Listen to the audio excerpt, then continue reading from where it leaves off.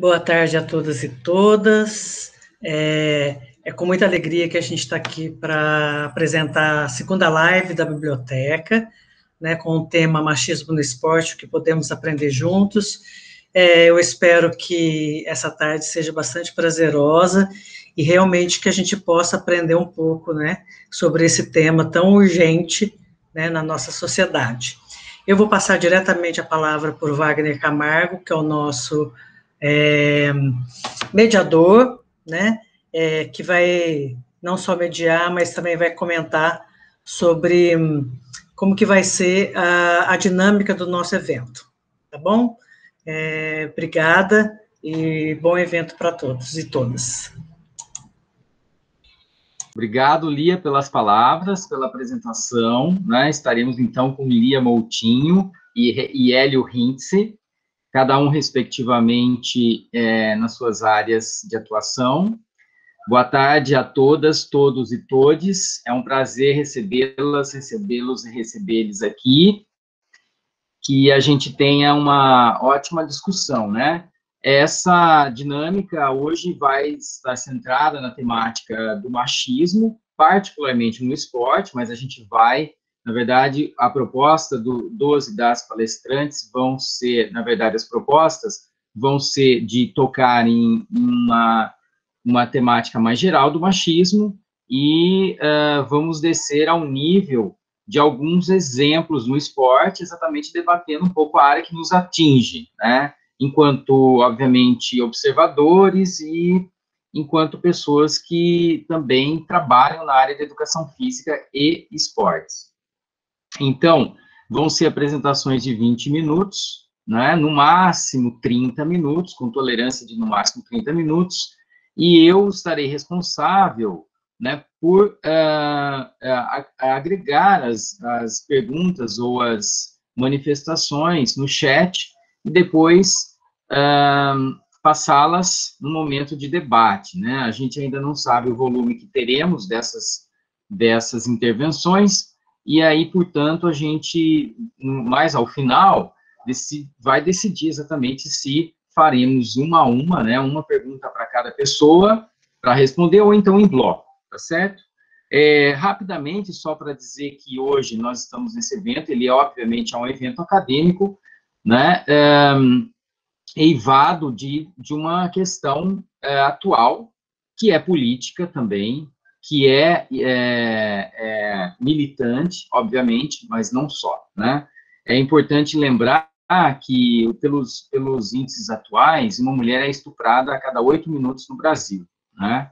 E isso é um produto direto da postura machista, né, encontrada nessa sociedade patriarcal em que vivemos, né? Além disso, temos, muitas vezes, em lugares como em instituições sociais, como na própria família, né, ou em outras instituições, temos violências de gêneros ultrajantes, né, que nos revoltam e nos colocam numa situação exatamente de ter que criticar essas posturas, independente de onde elas venham, né?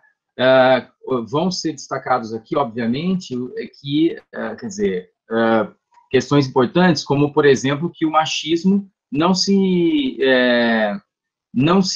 restringe, obviamente, apenas aos homens, mas é a eles que esse debate hoje está direcionado, né? Esse machismo estrutural, né?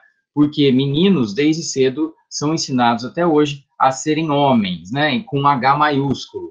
E todo esse ensinamento acaba reverberando no que conhecemos hoje como masculinidade tóxica, que é tóxica para eles e é tóxica para quem convive com eles, né?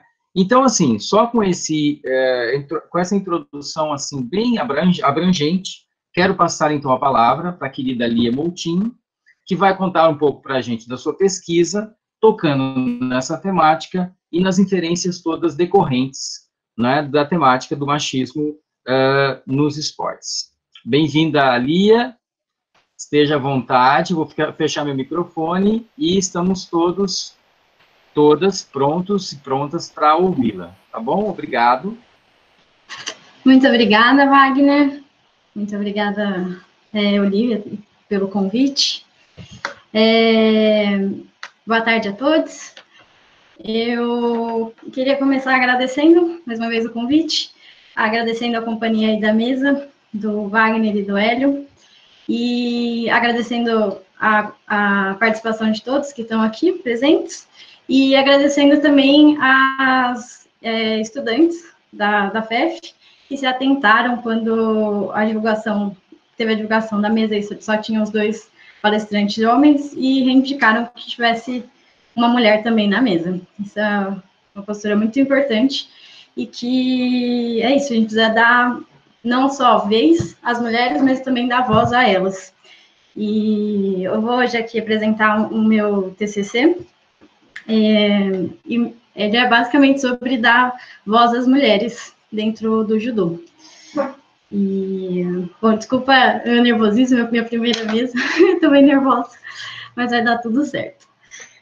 Deixa eu apresentar aqui. Fica tranquila, Lia, qualquer coisa você pode pedir ajuda para a gente aqui, enfim, a gente está para o suporte mesmo. Tá bom, muito obrigada. Bom, vamos lá. Então, foi meu TCC, do título Vozes de Lutas, Apoios Sociais e Protagonismo de Mulheres no Judô. Teve a orientação da professora Helena Altman. Começar introduzindo rapidinho, o judô chegou no Brasil em torno de 1908, só que nesse começo era praticado basicamente só por homens, e as pouquíssimas mulheres que praticavam não faziam a luta em si, faziam só a demonstração de golpes e foi sem o confronto direto. No Brasil, houveram algumas restrições à prática de atividades físicas por mulheres. Então, em 1934, teve o regulamento de educação física, proibindo a prática de algumas atividades, principalmente atividades com maior impacto e que eram vistas socialmente como práticas masculinas e mais agressivas. E em 1941, teve o decreto-lei de nível nacional, e em 1965, uma deliberação do Conselho Nacional dos Desportos. Bom, mas apesar de ter essas restrições,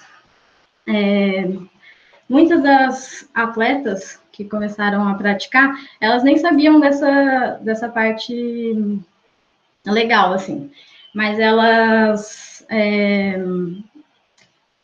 claro, tiveram uma grande dificuldade para iniciar a prática devido ao contexto cultural, social que era ainda mais restritivo às mulheres para todas as práticas e também na prática física.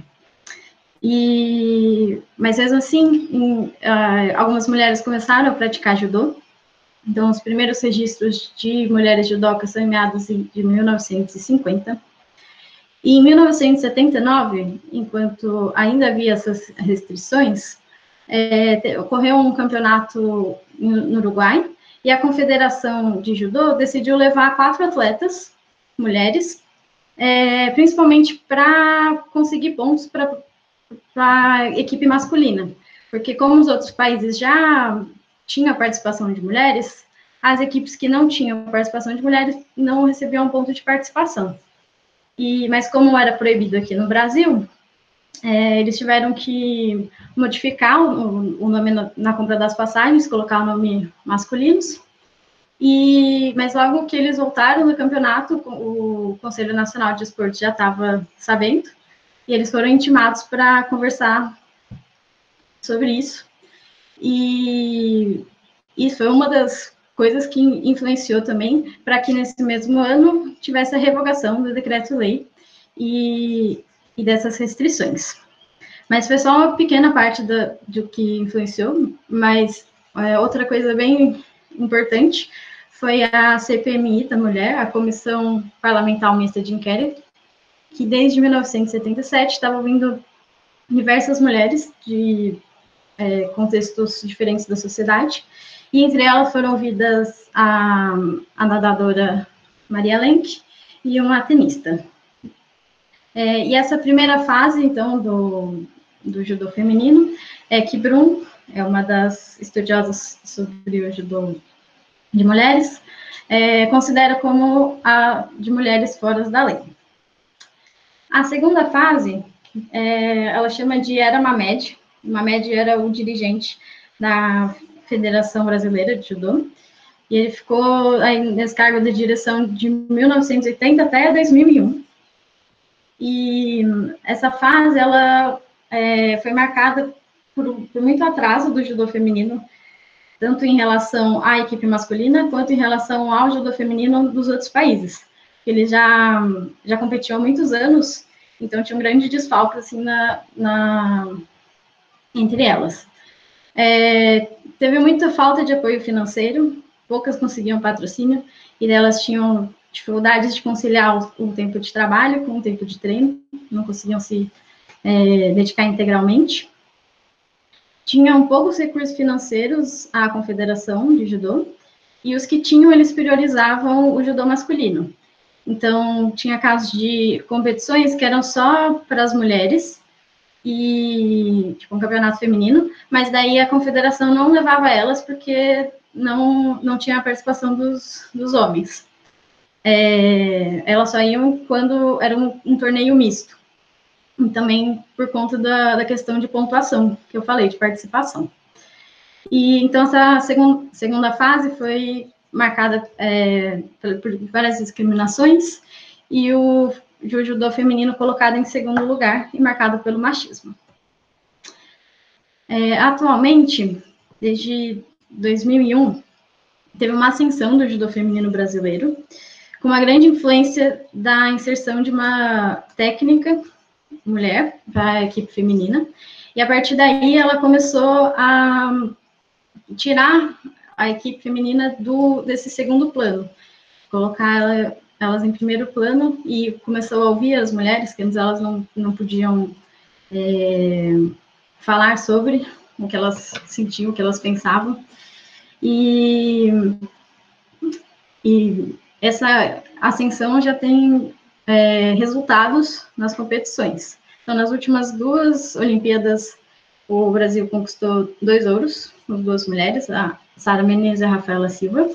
E, além disso, nos campeonatos mundiais, nos últimos 10 anos, as mulheres conquistaram 19 medalhas, enquanto os homens obtiveram só 9 resultados. E ao todo, em toda a história de campeonatos mundial no Brasil, conseguiram 47 medalhas, sendo 25 de homens e 22 das mulheres. Então, a gente vê que essa questão de resultados em campeonatos mundiais, as mulheres já estão quase alcançando o resultado dos homens, sendo que elas tiveram todo esse atraso inicial, e também, como eu disse anteriormente, que quando antes o campeonato mundial era dividido entre só feminino e só masculino. E aí passaram vários anos sem irem nos campeonatos mundiais femininos, porque não tinha a presença de homens na competição. Bom, então, os objetivos da minha pesquisa foi analisar como que esse avanço do judô feminino se dá num nível menor, um nível regional.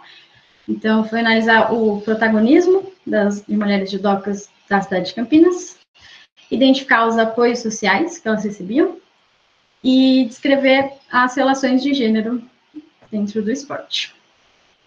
Para isso, eu entrevistei 10 mulheres, e os pré-requisitos eram ter mais que 16 anos, treinar em Campinas e estar federada na primeira divisão da Federação Paulista.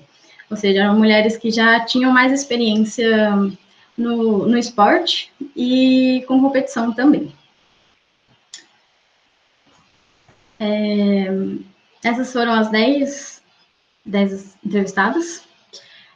Eu troquei os nomes delas e tiveram uma faixa etária de 17 a 30 anos. E 6 das 10 entrevistadas, elas se graduaram em Educação Física. Então, um aspecto que chamou a atenção. E essa graduação apareceu como uma forma de permanecer em contato com o esporte.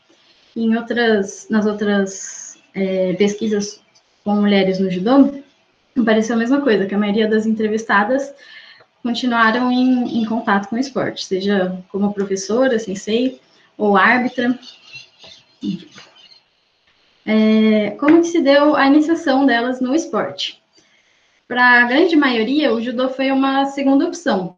Então, inicialmente, a família colocou elas em uma prática que é considerada socialmente como feminina, e aí depois que elas, por iniciativa própria, quebraram com isso e pediram e algumas vezes lutaram para que pudessem praticar judô, como disse a Heloísa.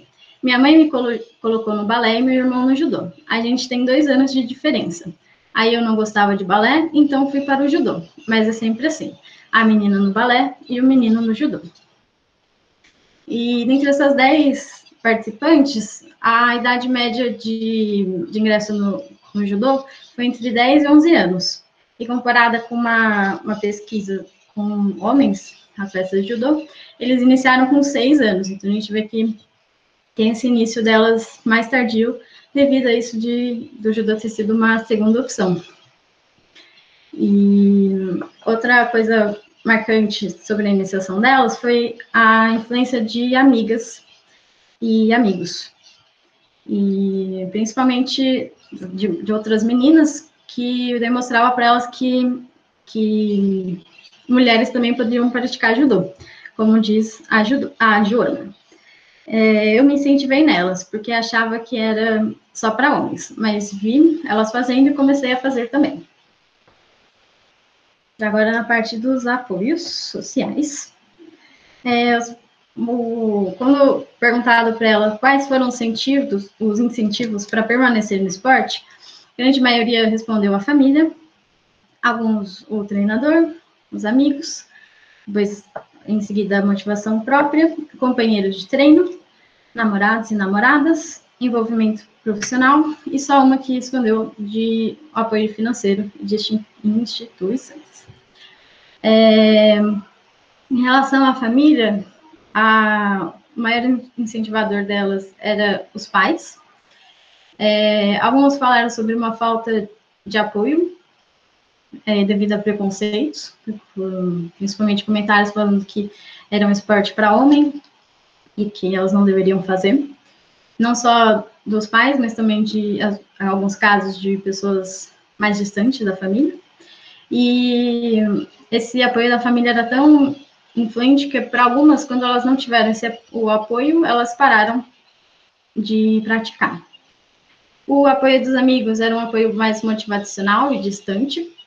Elas comentaram sobre alguns casos de preconceito, de comentários preconceituosos, mas não de amigos próximos, mas sim, tipo, colegas de escola, enfim. E isso acabou sendo uma forma de seleção das amizades delas. Elas, uma forma de se proteger, elas buscavam pessoas que apoiavam elas, e principalmente pessoas de dentro do esporte. E o apoio institucional, que elas falaram sobre ter uma falta de visibilidade e de apoio financeiro. Isso foi uma das dificuldades delas. Um apoio muito influente foi o das companheiras de treino e companheiros. Como eu disse anteriormente, elas, como mecanismo de defesa, elas criaram uma rede de apoio dentro do esporte. E então a sociabilidade apareceu como um fator importante de incentivo à prática. E do lado oposto também, quando elas iam treinar em um lugar que elas não se sentiam bem acolhidas, algumas pararam de praticar o esporte. Um dos maiores apoios foi dos treinadores, e grande maioria deles eram homens. Entre todos os treinadores que elas falaram, só teve uma mulher, que era mesma treinadora em comum, assim, de várias das entrevistadas, que foi minha treinadora também, e está numa das fotos.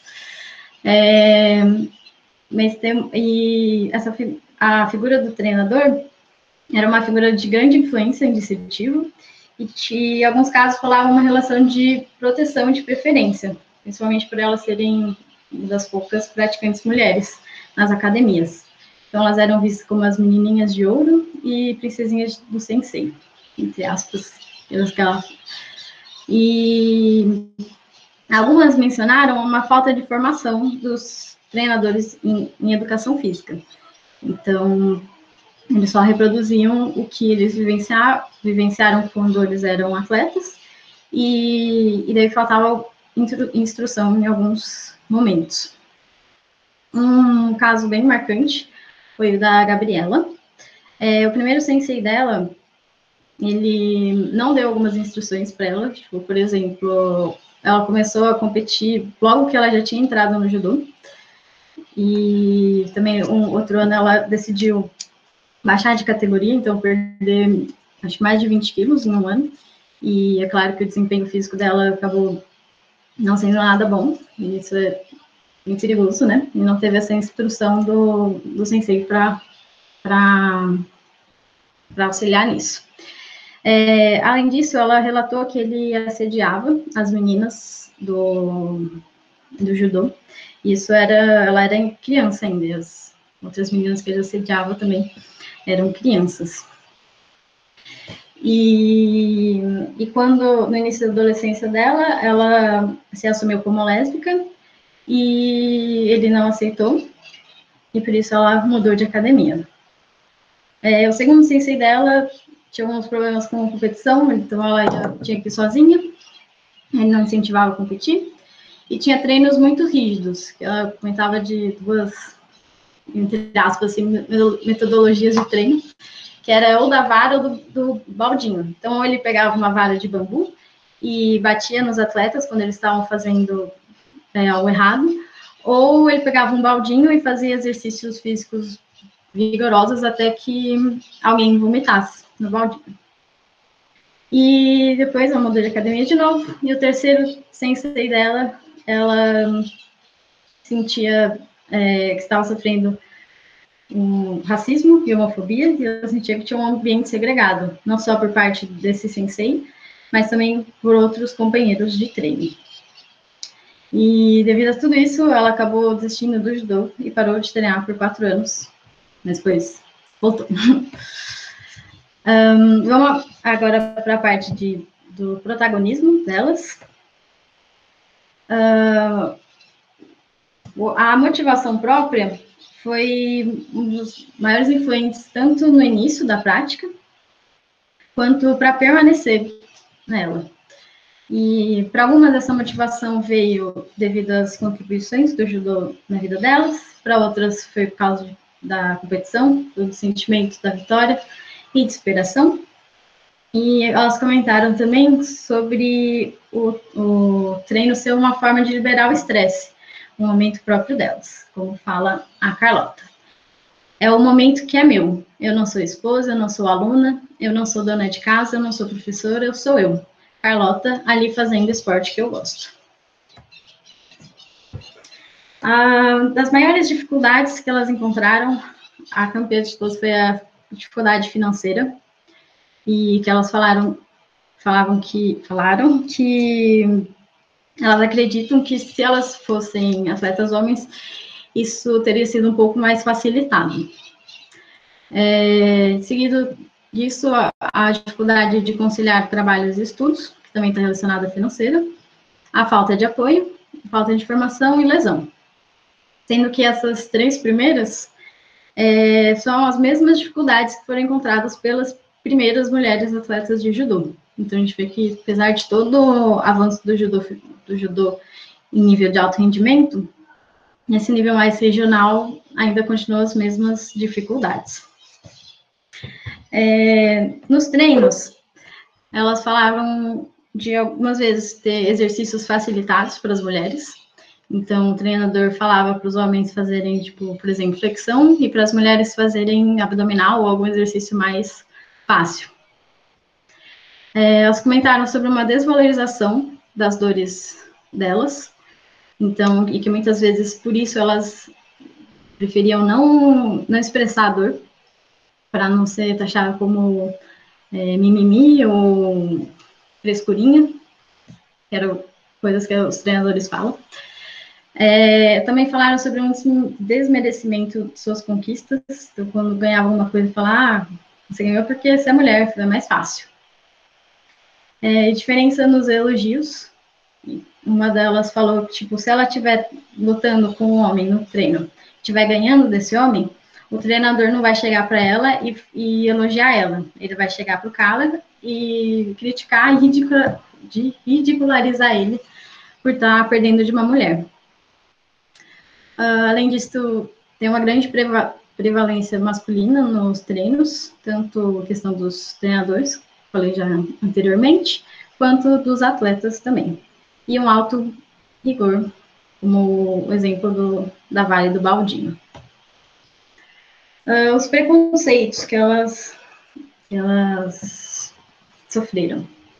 Elas comentaram sobre comentários de pessoas de fora do esporte, principalmente relacionado a estereótipos de gênero, e mencionando como se o judô fosse uma prática masculina, então, como elas praticam, elas são masculinizadas ou violentas, agressivas, e também associando isso a uma suposta sexualidade. Então, até mesmo as atletas que eram heterossexuais sofriam homofobia devido à sua prática. E elas comentaram também sobre um preconceito com os machucados e uma ideia de um estereótipo de fragilidade feminina. Então, principalmente os familiares delas tinham muitas preocupações delas se machucarem, falavam, isso não é esporte para mulher, que você vai se machucar. E em questão de machucados, uma delas comentou que se ela se machuca no treino e ela sai na rua, tem muito preconceito e acham sempre que ela foi vítima de alguma violência. E ela comentou que se ela fosse um homem, isso seria o oposto, né? Não seria visto como uma vítima, mas sim como, o cara fodão que bateu em alguém. Dentro do esporte, elas comentaram que é um ambiente bem machista, com muitos comentários machistas, e uma delas falou que não há espaço para mulheres, que você tem que criar o seu próprio espaço dentro do esporte. Teve casos de homofobia, então, tanto fora do esporte, como eu acabei de comentar sobre comentários, quanto dentro do esporte, no caso, os treinadores que um deles expulsou uma das atletas por ela ser lésbica, e isso também apareceu nos comentários de fora nas outras pesquisas com mulheres praticantes de judô. E daí mostrou que elas tinham mecanismos de defesa para evitar esses comentários. Então, um deles era não comentar que faziam judô, e outro era reforçar traços femininos. Como a gente tem exemplo aqui dessa manchete que eu trouxe, que é da Mônica Angelucci, uma das primeiras atletas aí para uma Olimpíada, e a manchete está falando, femininas para homem nenhum colocar defeito. Também teve relatos de racismo, e tanto na minha pesquisa quanto nas pesquisas que eu estudei.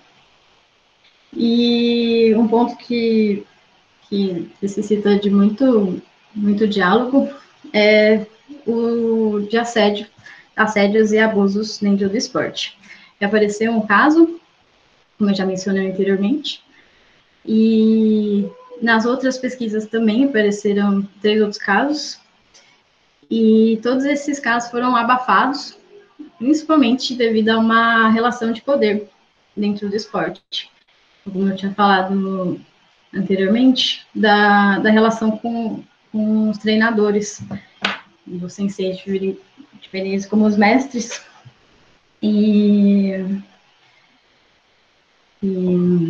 e o medo de externalizar isso, né, de falar para outras pessoas. Houveram casos também de repercussão internacional de assédios. Então, em 2013, no Japão, o ex-dirigente foi afastado por ele tentar beijar uma atleta. Nos Estados Unidos também, uma das atletas denunciou o treinador que ela tinha quando era criança, porque ela sofria abuso dos 13 aos 16 anos com ele. E ano passado, o site da UOL publicou relatos de mulheres, chama Vozes no Tatame, que daí falam sobre relatos de abusos e assédios nas artes marciais. Quem quiser, tiver estômago para isso, é muito interessante.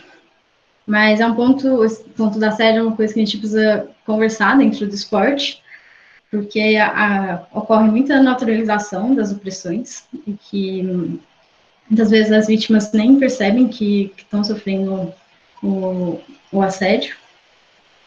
E isso que eu falei anteriormente das relações de poder entre o treinador e atleta, entre a aluna e o sensei.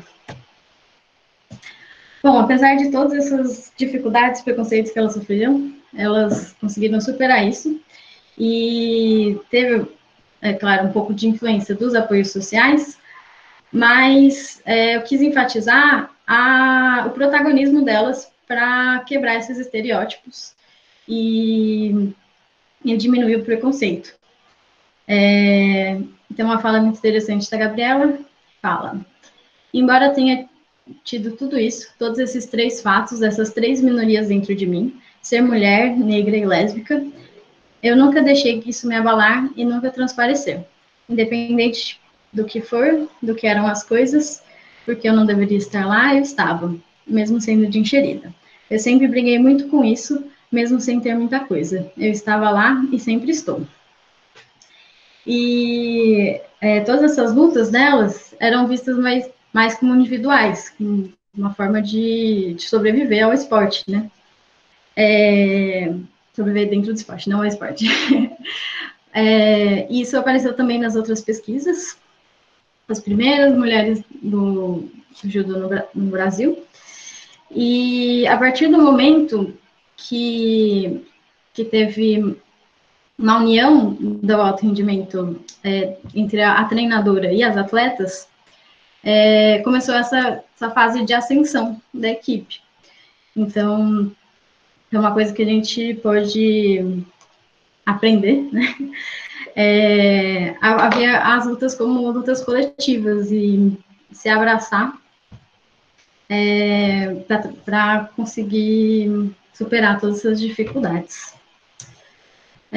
Acho que vou pular a parte de considerações finais, que eu já fui falando durante, mas só que, então, a situação, algumas situações estão muito semelhantes às das pioneiras do judô no Brasil, mas o avanço do judô e alto nível proporcionou bastante a visibilidade da prática e o aumento de número das praticantes. E isso, eu acho. Muito obrigada. Desculpa se eu passei demais do tempo. Não passou, não. Tá perfeito. O seu tempo era até 17h45, terminou antes até. Então, obrigado, Então, Lia. Então, Perfeito. Né? A gente gostou muito da sua apresentação. Tenho certeza, várias pessoas se manifestaram no chat, né? Eu acho importante essa questão toda definida, né? Levantada pela Lia, né, o principal tópico de naturalização desses estereótipos de gênero do esporte que afetam as mulheres, né? As mulheres têm que ficar nesse lugar sempre de inferiorização em relação a uma prática masculinista, machista, e todos os outros estereótipos e preconceitos que a gente pode imaginar aí. Eu anotei aqui uma coisa legal que você disse da Gabriela, né, que ela trouxe esses marcadores sociais sobre o corpo dela, né? Que são lugares aí que ela está e que sofrem, né, camadas de opressão sobre opressão, né? Mulher, negra e lésbica. Então, é importante pensar nessa interseccionalidade. Não dá para pensar o sujeito sem pensar nessas condições todas. Muito bem, eu acho que depois o público vai se manifestar mais. Eu só quis realmente dar essa luz aí nesses dois tópicos que eu levantei. E agora nós vamos para a fala, né, do Hélio, né? Uma outra abordagem mais filosófica, antropológica, até psicológica também, e para depois a gente abrir um debate amplo com todas e todos, tá bom? Então, Hélio, se estiver pronto aí, vamos lá. Estou pronto. O microfone aqui, estamos te ouvindo. Dá para me ouvir? Tranquilo? Lia, eu vou inevitavelmente me remeter em alguns momentos à sua apresentação, porque daí eu acho que fica rico assim para contextualizar o estudo que eu estou fazendo em diálogo com o seu.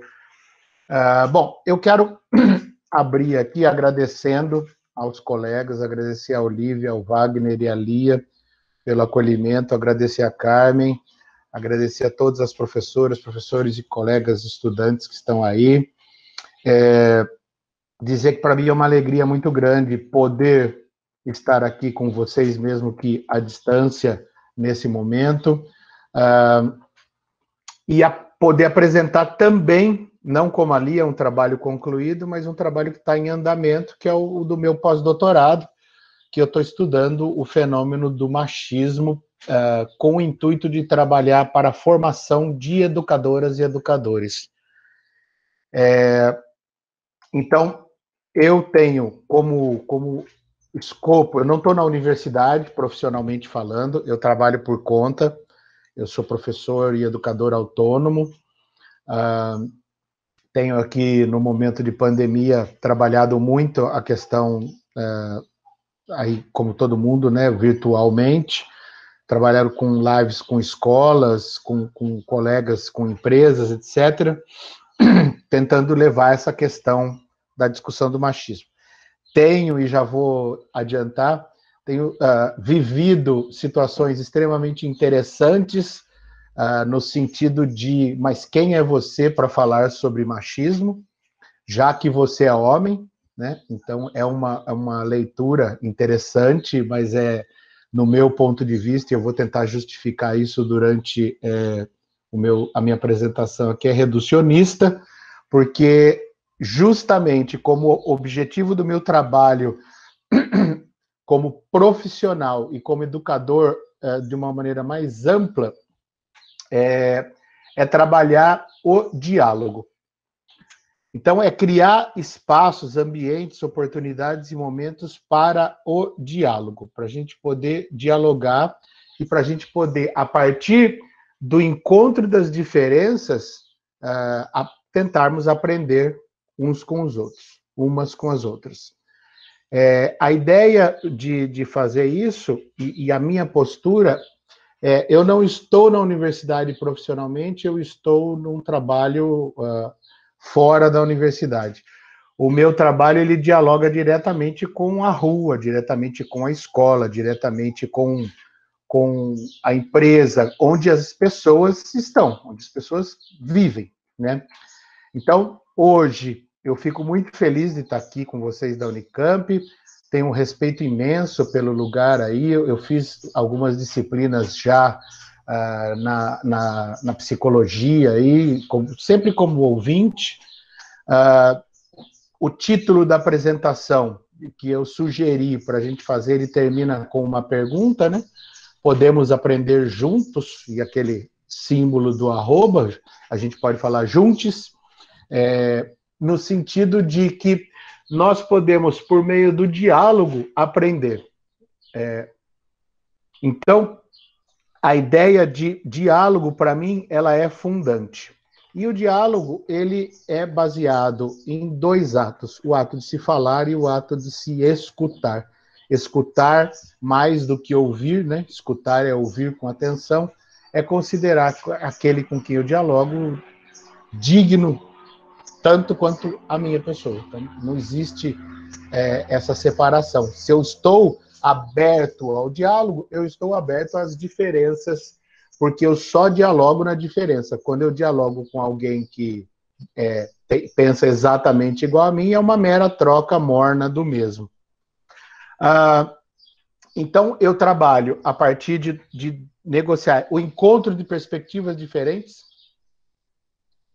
Eu luto contra qualquer forma de dogmatismo, em qualquer direção, tá? Eu sou apartidário e não tenho nenhum vínculo com nenhuma instituição religiosa.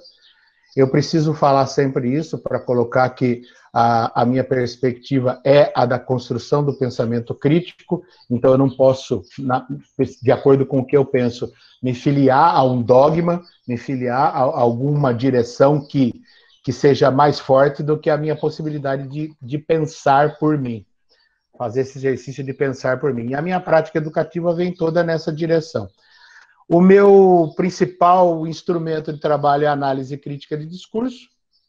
Eu tenho feito isso já desde o doutorado. Eu fiz um estudo do turismo a partir do ponto de vista de que ele é uma máquina de produção de subjetividade capitalista. Então, eu fui fazendo o estudo de desconstrução dos discursos que legitimam o turismo como máquina de produção de subjetividade capitalista. No último capítulo, eu me deparei com um problema que me conduziu para onde eu estou hoje.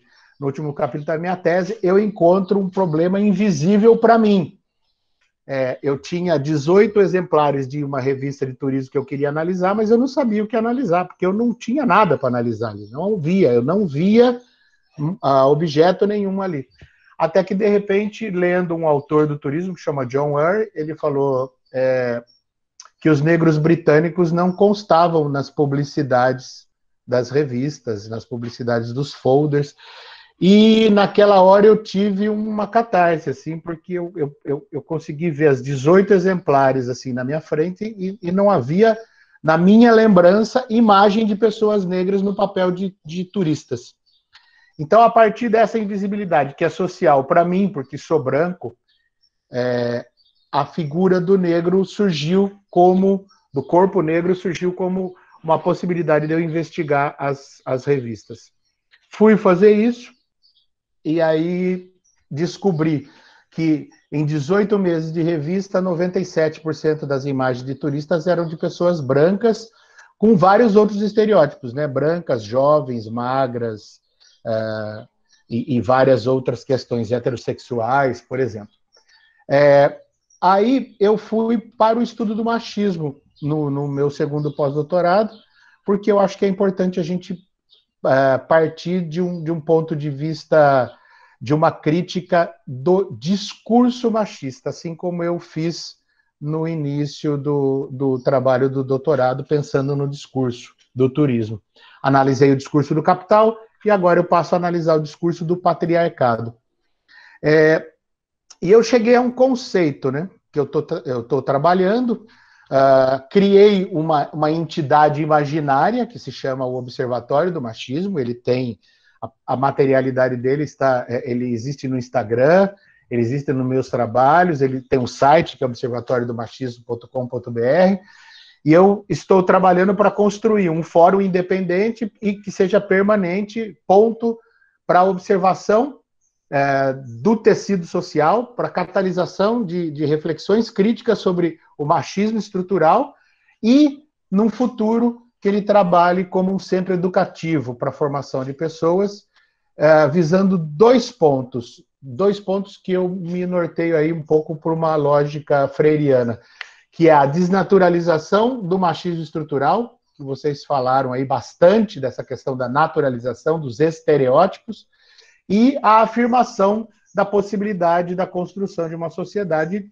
com equidade de gênero, ou com qualquer outro termo que a gente possa superar a ideia do machismo. O que eu cheguei, por enquanto, neste meu estudo, né? Eu considero hoje o conceito de machismo estrutural como a construção, a organização, a disposição da ordem dos elementos que compõem todo o corpo social, essa construção da sustentação à dominação patriarcal, e aí vem uma pequena diferença que eu estou tentando inserir aí nas reflexões. O machismo estrutural, a partir da linguagem, ele faz um exercício de elogio do masculino. Então, eu não vou usar a palavra, nesse momento, a palavra homem. Ele faz um elogio do masculino, mas a gente volta nessa questão. Em detrimento direto, totalmente proporcional, dos valores constituídos como femininos. Então, o que é masculino é notoriamente elogiado, e o que é feminino é depreciado, pejorado. Pejorar significa pôr a pior, né? Então é diminuído. Por que eu escolhi trabalhar com masculino e feminino e como construção social? Porque eu não estou falando de dados essenciais. Um dos pontos fundamentais do meu trabalho é não trabalhar com essência, natura, né? Com dados de que isso é a essência da mulher. Um discurso machista é a mulher naturalmente cuida mais do que o homem. Bom, o cuidado da mulher é muito socialmente construído. A mulher não serve para lutar judô. Né? Desde os primórdios do judô, a gente vem não só com um discurso, né? Um discurso que constrói essa ideia, que vai ser reproduzido, por exemplo, nos lares das pessoas, quando a família fala, não, menino judô, menina balé. Né? Balé feminino. E aí a gente pode pensar, então, justamente ao contrário. Menino balé causará também algum tipo de desconforto. Mas é um segundo passo para a gente pensar. Então, e aí nós só estamos falando da luta hegemônica, aparente, que talvez, para usar um termo do Boaventura Souza Santos, que é uma linha abissal, que é a discussão entre masculino e feminino plasmado nos corpos de homens e mulheres. Mas essa luta hegemônica esconde uma outra luta, que daí tem uma sigla que tem um monte de letras, porque precisa criar identidade social, que é o movimento LGBTQIAP+. Então, eu chego lá, Thaís, vou te responder isso sim, vou te responder. Aí, a ideia é que eu trabalhe, a partir disso, esta questão que eu vou projetar para vocês. Eu quero projetar uma tela aqui para vocês, que é, para mim, o cerne, é o núcleo, eu tenho chamado de núcleo duro da estrutura de construção do machismo estrutural ocidental, branco, cristão, judaico-cristão, monoteísta, europeu, etc. Antes disso, então, o machismo estrutural, para mim, é a construção da moral, do sistema moral. Veja, há sempre uma questão moral no machismo. Então, ele é a construção de valores morais, que, quando aplicados ao masculino, são positivos, e quando aplicados ao feminino, são negativos. Via de regra, na maioria das vezes.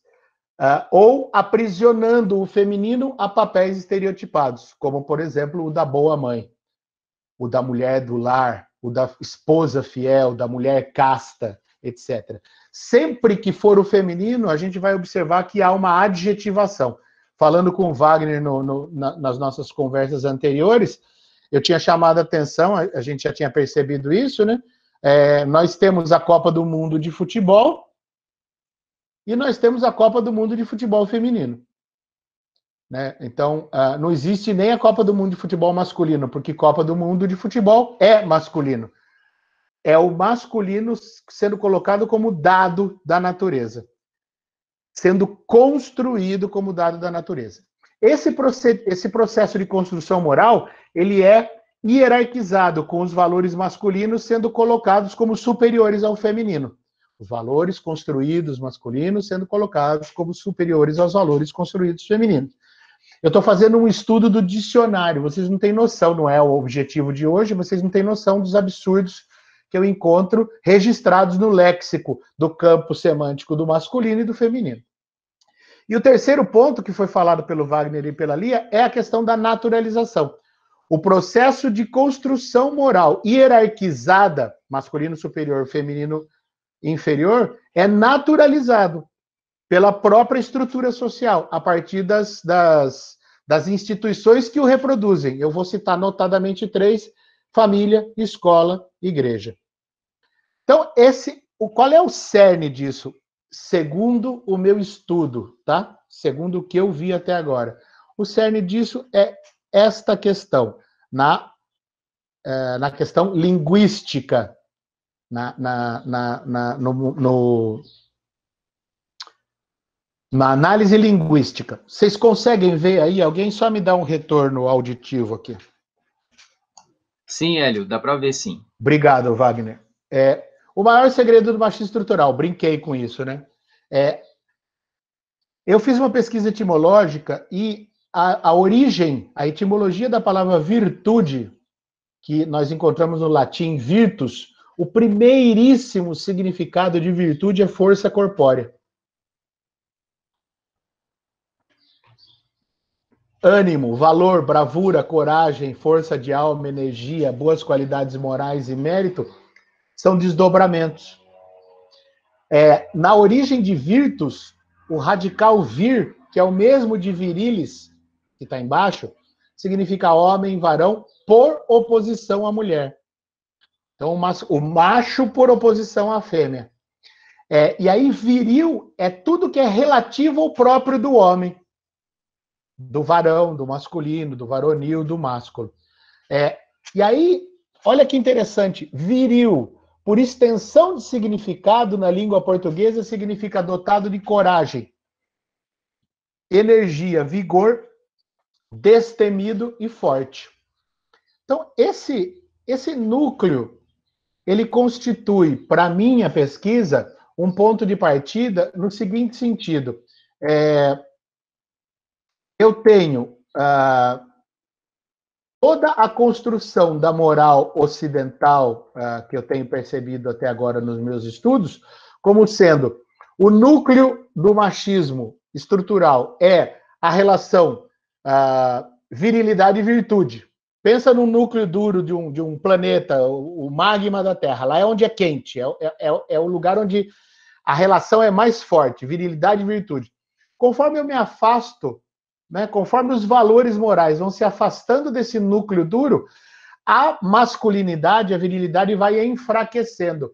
Ao se enfraquecer, surge a ausência do masculino, que é o feminino.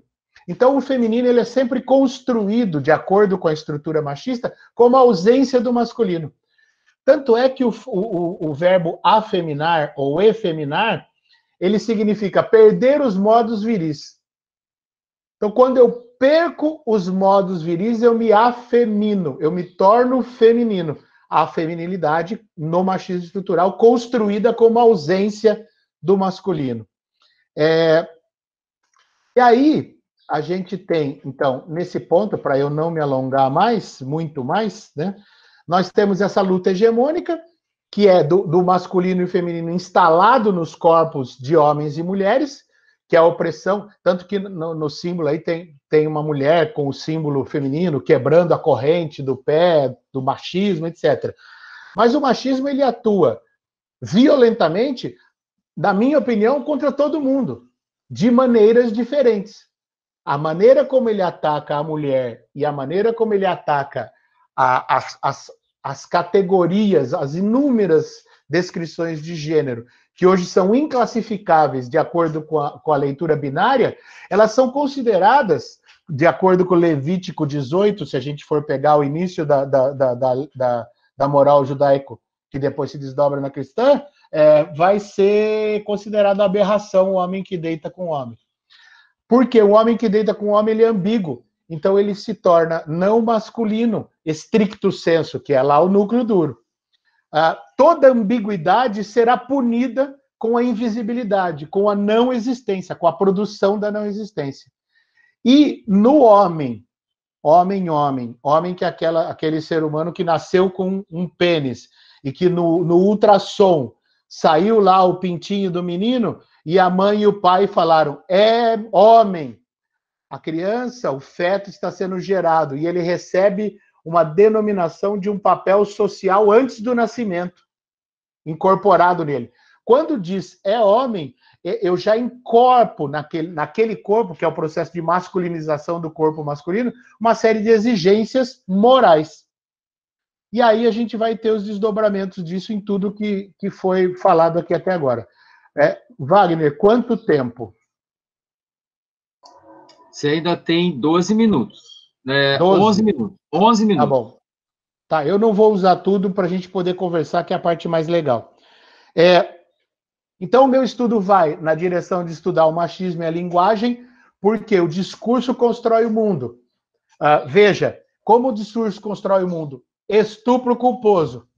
Estupro culposo é um termo que foi inventado pelo próprio patriarcado, que nós estamos acompanhando em loco, mas que cria uma nova situação que muito provavelmente, juridicamente, vai acabar facilitando a violência novamente. Vai criar em vez de estupro de vulnerável, estupro culposo. Eu não tinha intenção de estuprar. Né?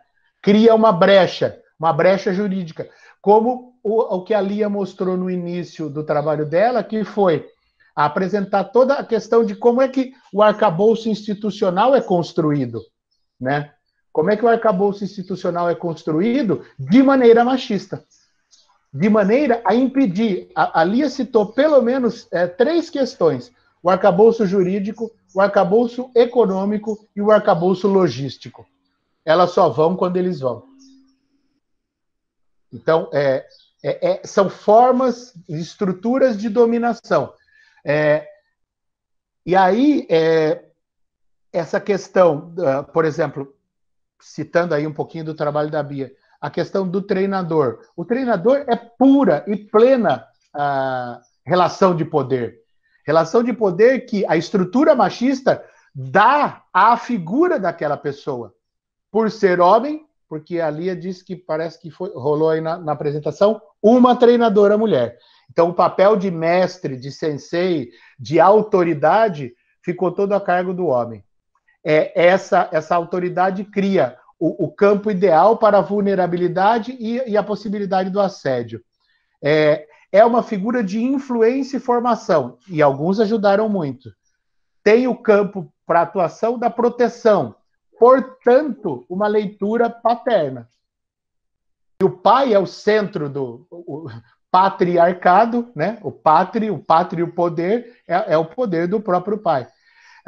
E aí vem, por exemplo, as questões que ela colocou, como as meninas que são devidamente respeitadas pelo sensei são meninas de ouro ou princesinhas do sensei. O termo princesa colocado no diminutivo, que é mais ainda, como diriam os portugueses, mais pequeno. É a maior diminuição ainda. Que é a mesma coisa que acontece quando um cara vai fazer balé. Ele vai ser chamado de mulherzinha. Então, há a questão do diminutivo aí. A sobreposição e a necessidade da interseccionalidade como ferramenta metodológica, citado aí no exemplo que ela colocou da Gabriela, como assédio, lésbica, racismo.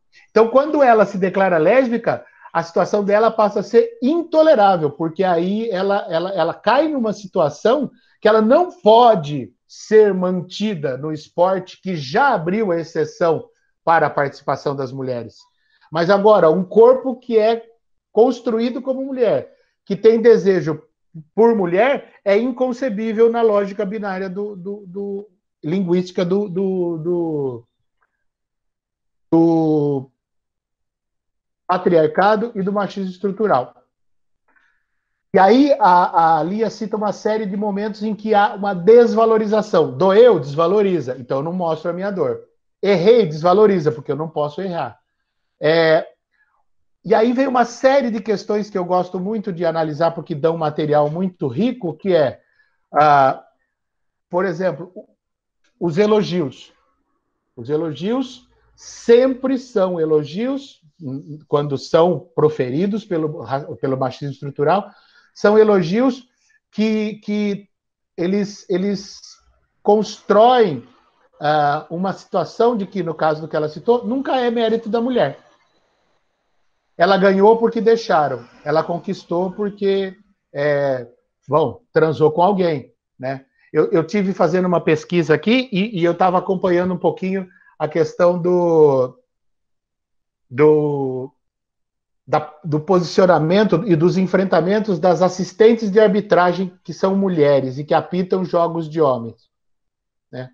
Todo tipo de violência. E qual é a violência, né? Sempre a questão do mérito e a questão de que ela não devia estar ali porque ali é lugar de homem, a construção do esporte como lugar de homem, a construção social do esporte como lugar de homem, e, invariavelmente, isso é invariável, o ataque à sexualidade feminina. Essas são algumas das questões que eu acho que são passíveis aí da gente analisar e eu acho que a gente pode ir para a conversa. Eu só vou fazer um comentário a respeito do que a Thaís comentou, porque eu falei que faria. Você chegou a pesquisar o patriarcado imbricado com o capitalismo, ou entende que a opressão feminina se dá em todas as sociedades, sobretudo nesse âmbito da prática corporal. Sem nenhuma dúvida, pelo menos para mim, no momento do meu estudo, que capitalismo e patriarcado estão imbricados, né?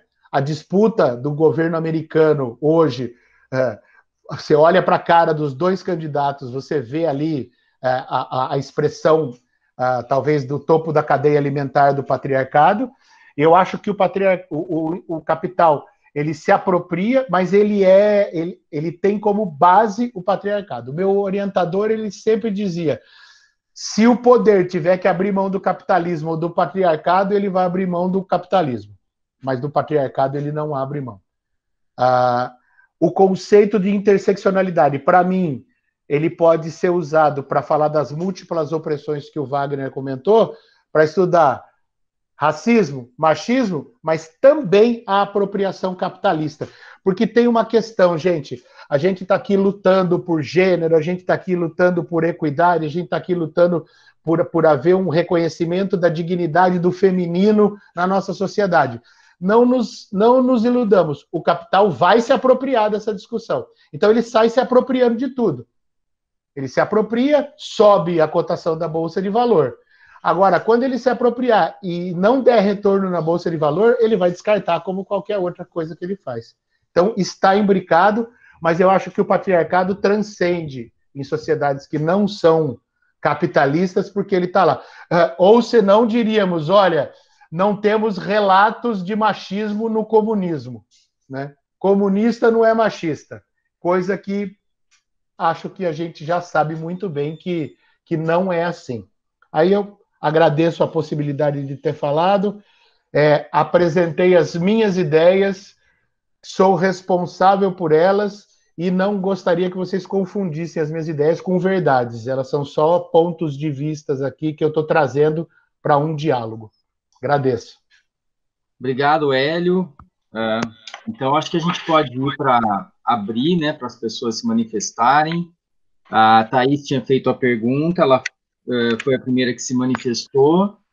Não sei se ela quer, de repente, abrir o microfone e falar. Depois tem outras pessoas também, outras meninas.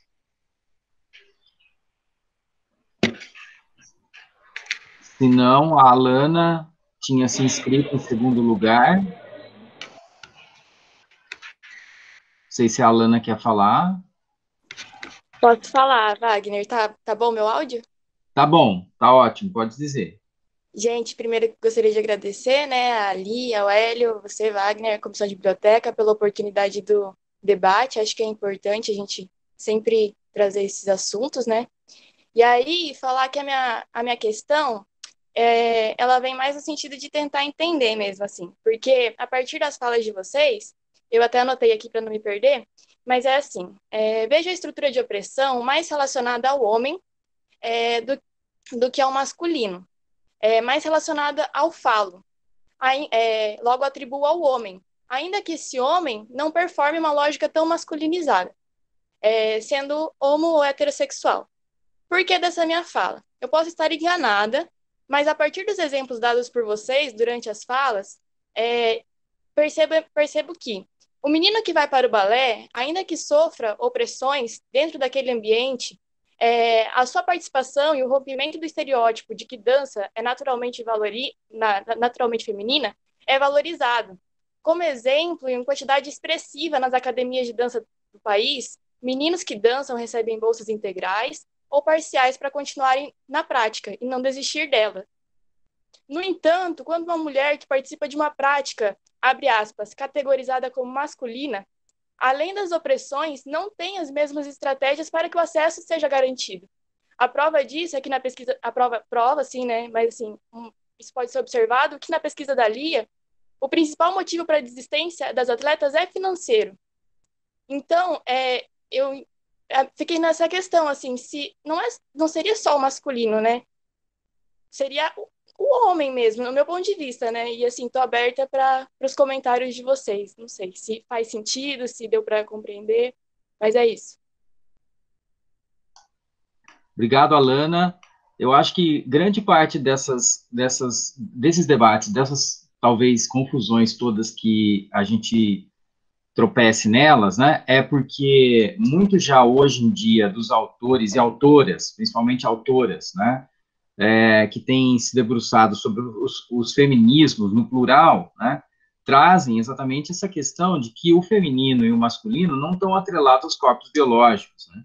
Isso, as pessoas trans mostram isso muito bem, né? E o que o que a gente confunde, muitas vezes, porque está lidando diretamente com o que o esporte engendra como masculino e feminino, as suas categorias de igualdade de chances, né? É o que nos coloca exatamente numa caixa de forças, né?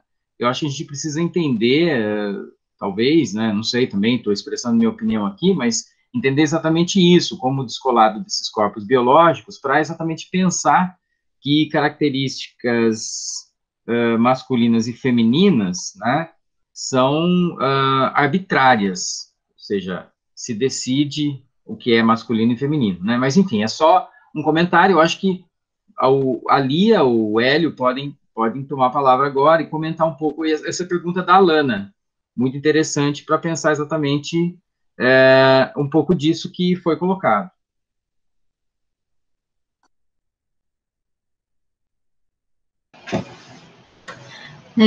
Obrigada pela pergunta, Alana, achei muito, muito boa. Eu nunca tinha parado para pensar nisso, assim, no outro lado da moeda, assim, dos homens que fazem balé, que tem um grande reconhecimento, um grande apoio financeiro quanto a isso, por serem, tipo, os únicos, né?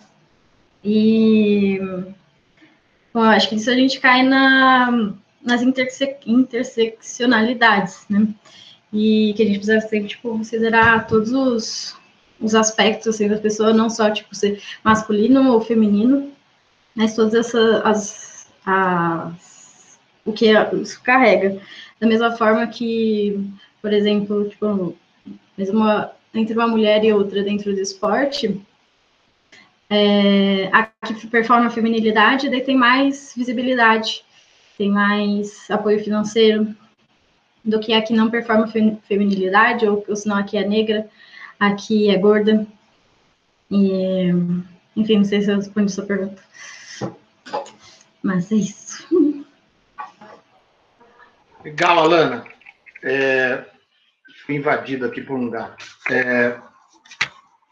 Fui assaltado aqui. Então, Alana, acho que tem muito a ver com o que eu falei, né? Eu vou tentar, como a gente tem pouco, muito rápido para falar, né? Eu tentei fazer o deslocamento de feminino masculino, de homens e mulheres, porque eu estou defendendo uma ampliação do conceito do dano do machismo, no sentido de que o machismo é danoso a todas as pessoas. Estruturalmente falando, do esporte, eu realmente não tenho dados para dizer de incentivos, etc.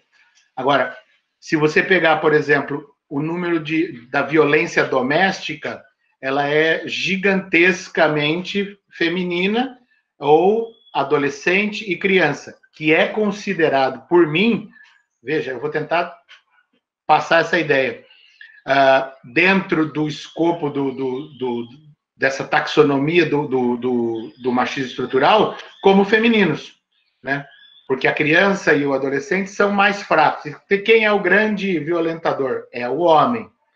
Agora, ao mesmo tempo, você tem do lado contrário um gigantesco índice de suicídio entre homens, porque não dão conta de segurar a própria exigência que o patriarcado e o machismo faz a respeito dos corpos masculinos. Então, sim, a maior violência é contra o corpo da mulher, a maior violência é contra o corpo que é ambíguo, que é trans, que não é binário, mas o homem, na posição de opressor, psiquicamente ele também sofre opressão. E o homem que não se enquadra, stricto sensu, nessa taxonomia mais dura, ele é vítima de opressão. Esportes, eu estava conversando com a Lia um pouquinho antes. Gente, eu sou uma negação para esportes. E quando eu fazia educação física, eu era bem mais gordo do que eu sou. Porra, adivinha?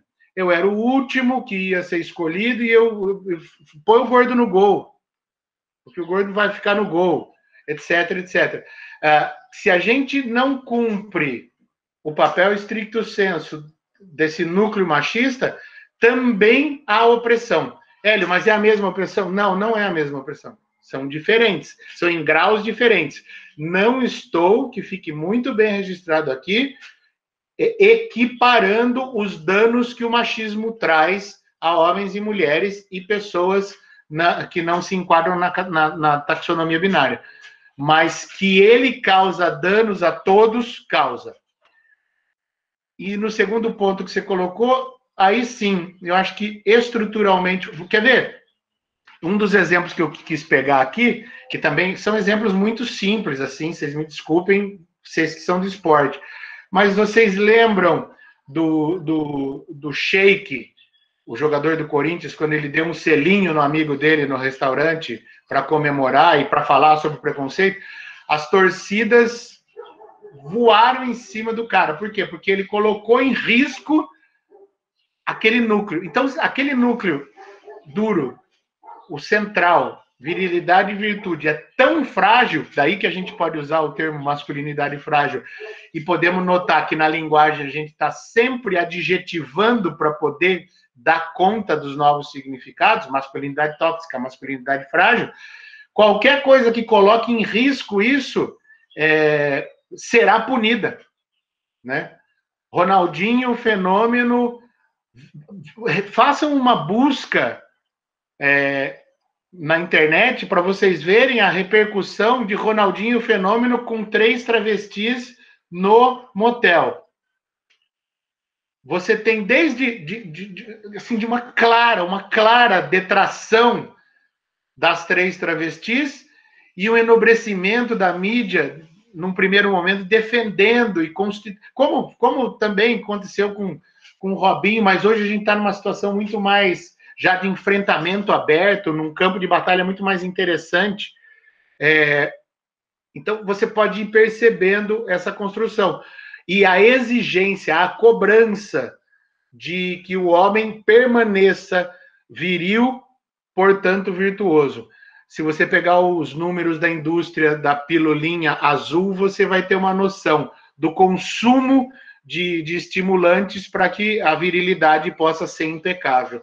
Eu acho que, então, assim, a minha tentativa de deslocar da celeuma homem versus mulher e ampliar para masculino versus feminino é mais ou menos na direção do que o Wagner falou.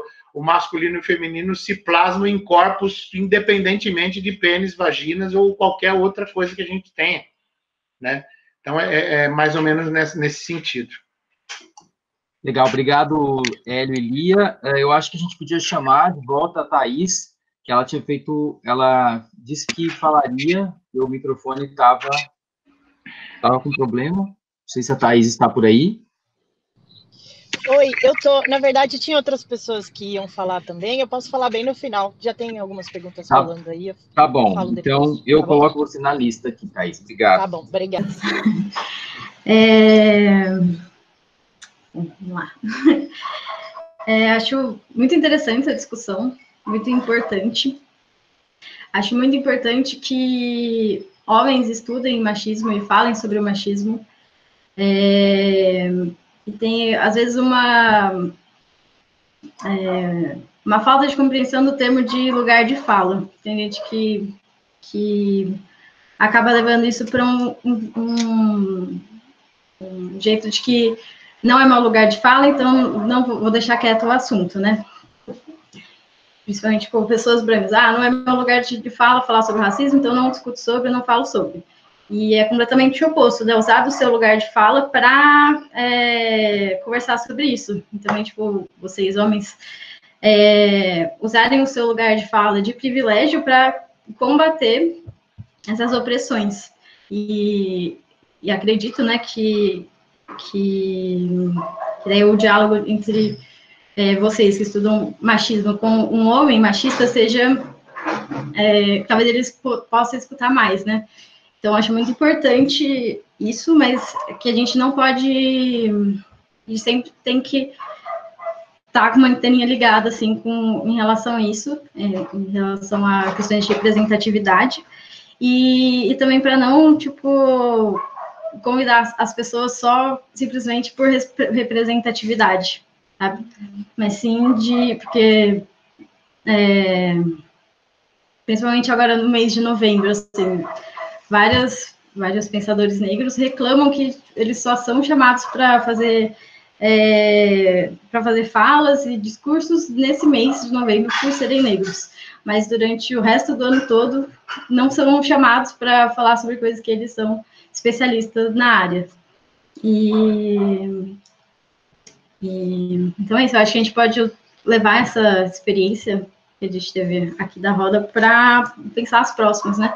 E não levar como uma questão, tipo, pessoal, mas pensar em todo o contexto social que a gente carrega e coletivo. Obrigado, Lia. Posso só fazer um comentário? É só um comentário, assim, de uma coisa que a Lia falou, da gente conversar com outros homens. Lia, depois que eu comecei com esse trabalho, que não é um trabalho meramente acadêmico, mas é uma postura de vida, eu vou te falar, eu fui afastado da maioria dos meus antigos amigos homens. Socialmente, há um afastamento, porque o questionamento do machismo vindo a partir de mim, um par, tem sido normalmente considerado como traição aí pelas pessoas e rola esse afastamento.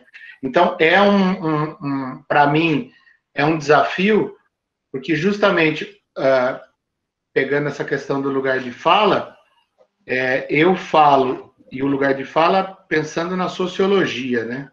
Eu falo a partir de algumas identidades que me dão privilégios, tá? E eu incentivo o reconhecimento e o exercício de reconhecimento dos privilégios por parte dos meus, se podemos chamar assim, pares, e é algo muito difícil. E essa minha postura, então, recebe crítica dos pares, mas eu já recebi de vários lugares críticas do tipo, quem é você para falar de machismo se você é o opressor? Não, eu tenho que falar a partir do Hélio contra a opressão que cria uma estrutura de privilégios da qual eu usufruo.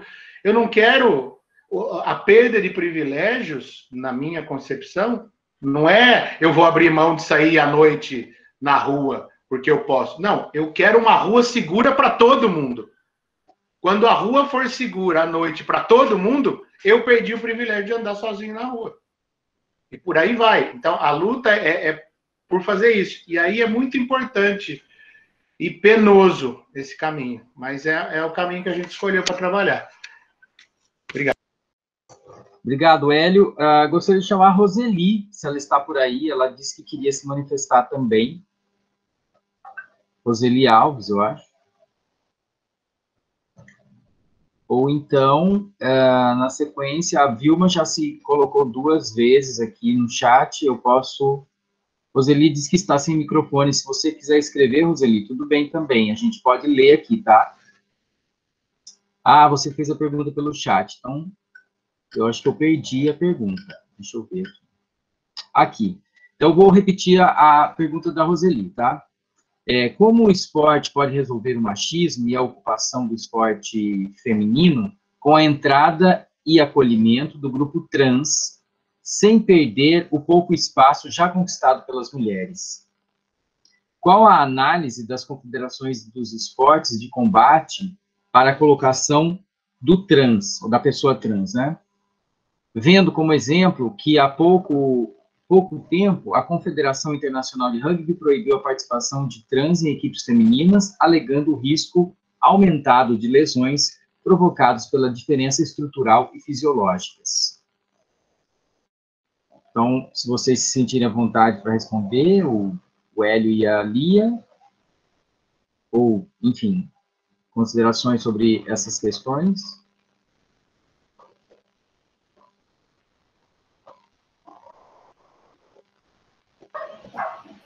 Eu ainda estou refletindo um pouco sobre, se vocês quiserem falar, depois eu falo. Então, como é uma questão técnica, eu não sei se eu contribuo, tá? Mas eu gostaria de analisar de um outro ponto de vista, que é o seguinte, que é para a gente ver de novo, né, a questão trans, como a gente vai, e a gente está abrindo aos poucos as portas para isso, como a gente vai começar a presenciar desafios de uma reestruturação social para o rompimento da binaridade. Porque são questões, são todas as questões que estão sendo postas e que vão ser postas e que vão se tornar mais complexas ainda, ao passo, né, em que as pessoas puderem exercitar a sua existência. Então, nós estamos falando do desafio das pessoas trans na questão da inserção do esporte, porque o esporte foi estruturado na categoria masculino e feminino. Percebe o que eu estou querendo dizer? Eu estou querendo abrir aqui. Eu não tenho a resposta para isso, Rosilei. Infelizmente, não faz parte do meu conhecimento. Mas o que eu estou querendo dizer é que esse caso que você traz é um indicativo que se soma a vários outros indicativos de que a degeneração, né, essa ideia da gente tirar essa hegemonia de gênero, da construção de gênero e binário na sociedade, vai exigir do tecido social uma reestruturação muito profunda. Nesse sentido que eu consigo contribuir. Vamos desse seu exemplo para a linguagem, né? O Wagner falou, boa noite a todos, a todas e a todes. Bom, nossa língua não tem esse neutro, nossa língua não tem uma alternativa ao binário. Nós vamos sofrer uma profunda, caso a gente consiga ir em frente com essa luta, uma profunda reestruturação da linguagem, que levará a uma profunda reestruturação da nossa compreensão do real, para poder inserir essas pessoas que até agora foram invisibilizadas na lógica da existência, porque não tem palavras para colocá-las no vocabulário. Essa questão da língua é interessante, já que o Hélio tocou no assunto, né? Porque a linguagem neutra não existe no português e ela causa uma estranheza quando é falado, né? Quando o termo neutro entra. Por exemplo, se eu falo assim, mis amigues, por exemplo, os meus amigos, né? em neutro, mas aí incomoda para quem não está na condição de uma pessoa neutra e que não se sente confortável com o gênero neutro, né? Por isso que esse desconforto, ele tem que ser causado nas pessoas, e cada vez mais, e aí, nesse sentido, eu defendo a bandeira de cada vez mais a gente falar de modo neutro, porque essas pessoas se sentem bem assim, né, ouvindo dessa forma. E a língua é viva. Como ela é viva, é ela que se adequa, né? O problema não é nosso.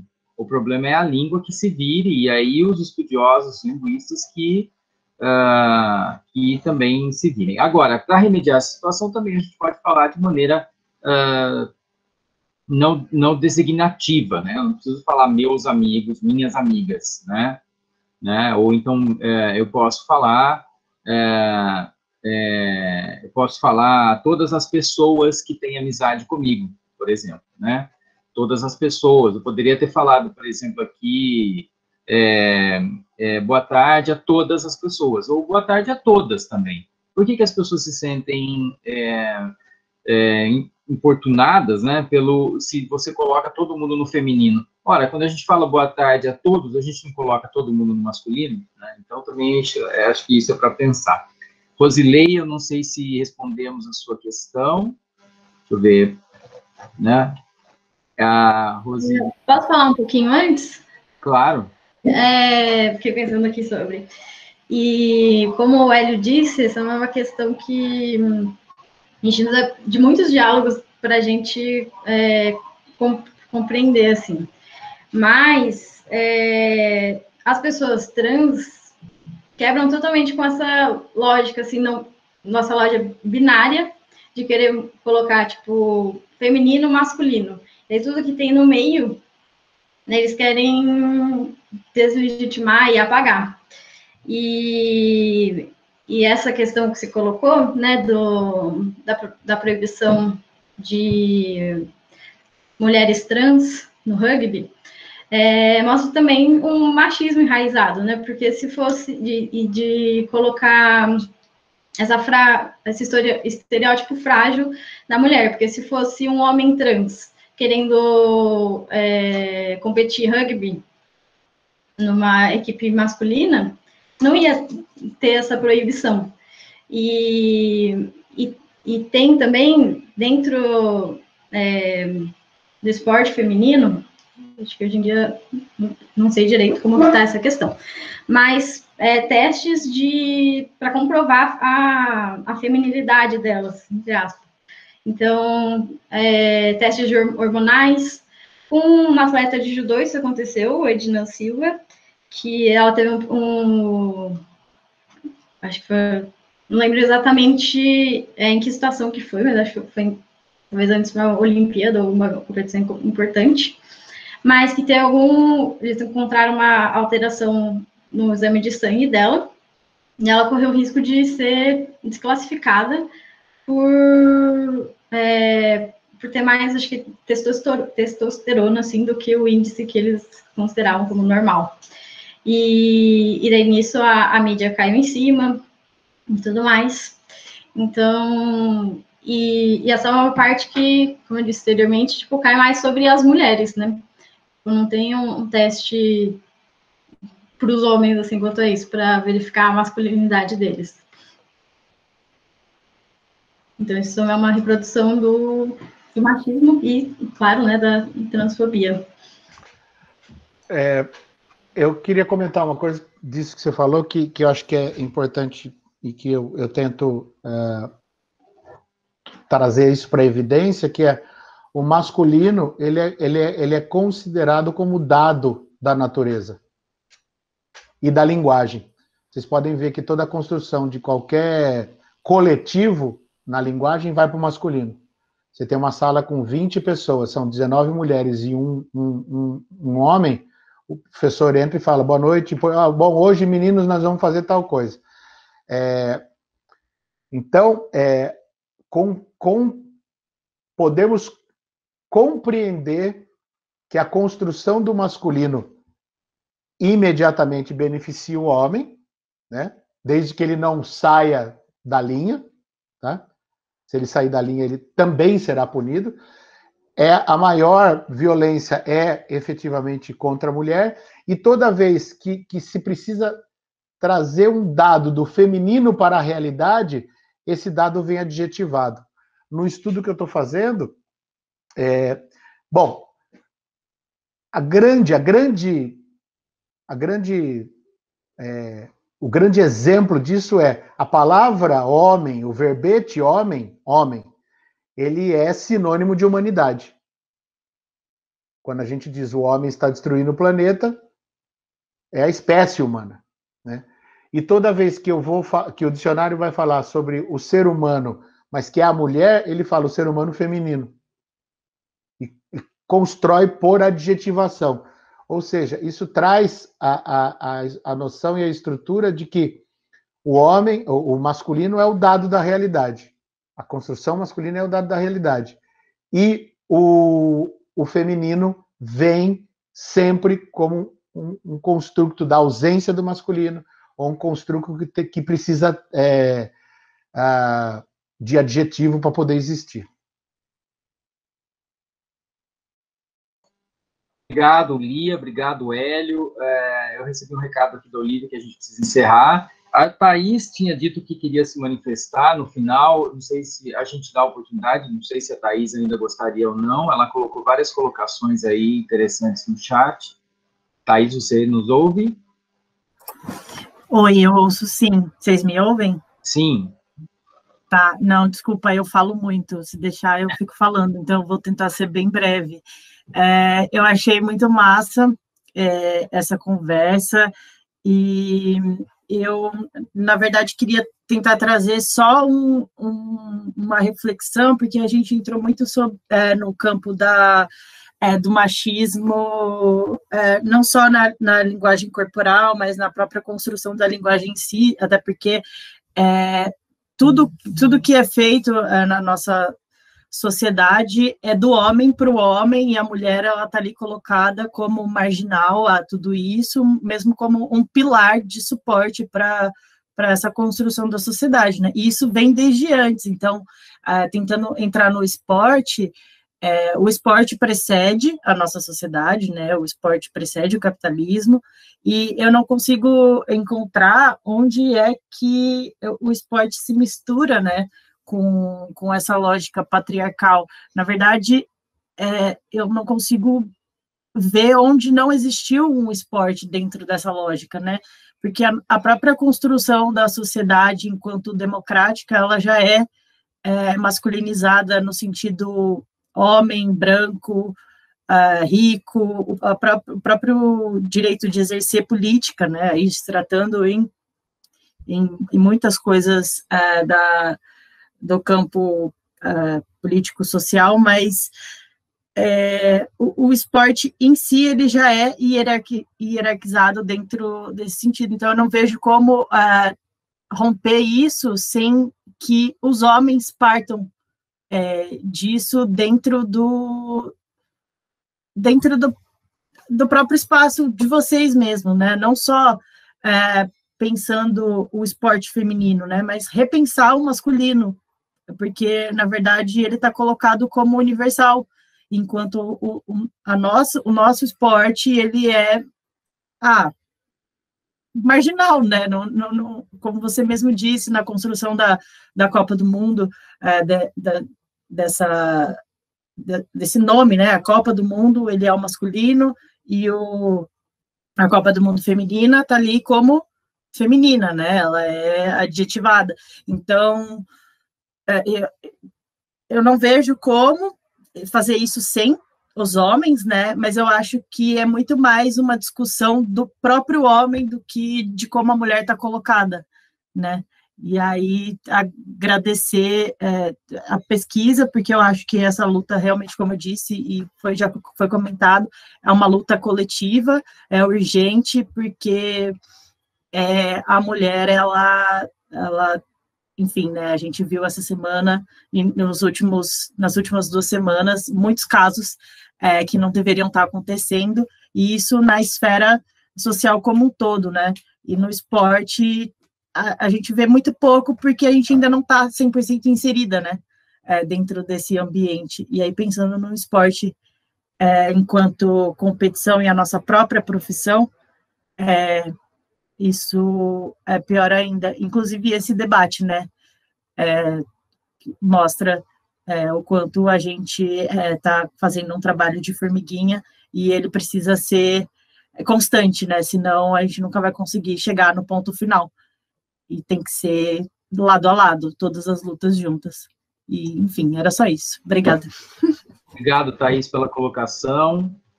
Não sei, professora Olívia, e aí? Posso só falar? É isso. Rapidinho, Hélio. É isso, Thaís. É isso. Lado a lado. Lado a lado. A gente está aprendendo. A gente está começando um trabalho que assim, ele não na academia a gente não estuda rato, né? Que você vai lá, bota o jaleco, olha o rato de fora. Eu estudo um assunto que me engolfa, que me engole, que está no meu estômago, que está no meu intestino, que me é visceral e que vai tá na ordem da existência.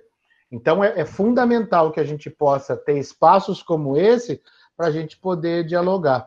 Eu saio daqui, eu sei, Olívia, que está acabando aqui, eu saio daqui e vou para esse encontro aqui com as colegas aqui de um outro trabalho que a gente vai fazer já. Então, eu saio de um e já vou também fazer essa discussão da cultura de estupro em outro lugar e usando as armas que eu tenho. São mais armas, não são as melhores, não são as únicas, mas são armas com as quais eu me uno a quem tiver interessado em produzir uma sociedade com mais respeito e equidade. Legal, obrigado, Hélio, pela colocação. Obrigado a todos e todas, todes. Né? Eu vou passar a palavra para o Olívio, que acho que vai encerrar a atividade. Agradeço a Comissão de Biblioteca, da FEF Unicamp, sempre aí pensando o mundo além das paredes da biblioteca, que eu acho que isso é importante. Né? Essa atividade foi importante exatamente por isso, para trazer um debate que rola, obviamente, na sociedade, quer dizer, que acontece na sociedade, as problemáticas que rola no esporte, e que muitas vezes a gente é tolhido de tocar nele exatamente por esses lugares que nos colocam, né, de representações daquilo que muitas vezes o nosso corpo diz, e que não é só isso na consideração final das coisas, né, como bem foi dito aqui por várias pessoas. Então, obrigado, pessoal. Passo a Olívia a palavra, professora Olívia. Bom, eu queria agradecer a Lia muito, né, que foi pega de surpresa, meio em cima da hora, né, Lia? Agradecer o Hélio, né, pela presença, agradecer o Wagner pela excelente mediação, e eu não poderia deixar de comentar, porque, afinal de contas, eu sou coordenadora da Comissão de Biblioteca, né? E a Comissão de Biblioteca, né, não sei se todo mundo sabe, ela tem representante da biblioteca, né, pelas bibliotecárias, ela tem professores de cada departamento, professores e professoras, de cada um dos 3 departamentos da FEF, além de representantes dos discentes, dos alunos de pós-graduação e de graduação. Atualmente, a gente está sem nenhum representante da pós, né? Mas a gente tem um representante da graduação, que, quando a gente discutiu o evento, não fez nenhum comentário, e também não trouxe nenhuma demanda de vocês. Então, quando a gente fez essa escolha, a gente fez essa escolha pensando no tema, considerando a questão de quem pesquisa, né? E são 2 renomados pesquisadores aí no campo, né? E a Lia agora também se colocando aí na área. Então, eu só queria deixar claro como é que foi feita a questão da escolha, né? E olha, nenhuma das mulheres, a gente pensou nisso na hora, porque a gente achou que, trazendo pesquisadores, né, a gente estaria contemplando, né, uma vez que o machismo é estrutural, já foi comentado e tudo mais, né, e, enfim, então eu queria comentar isso, e que, assim, outras demandas de alunos para a Comissão de Biblioteca, vocês podem também trazer para a gente, assim como a gente fez a exposição do futebol feminino ano passado. Quem trouxe a demanda, né, foi o representante dos alunos por meio do coletivo lá do FEFEMANA, né? Então, isso que eu queria comentar, né? E agradecer, e a gente, só complementar que a gente realmente vê a biblioteca não como um espaço somente de empréstimos de livros, mas a gente vê a biblioteca como um centro cultural, que infelizmente vai demorar para voltar, né, a ter esse tipo de...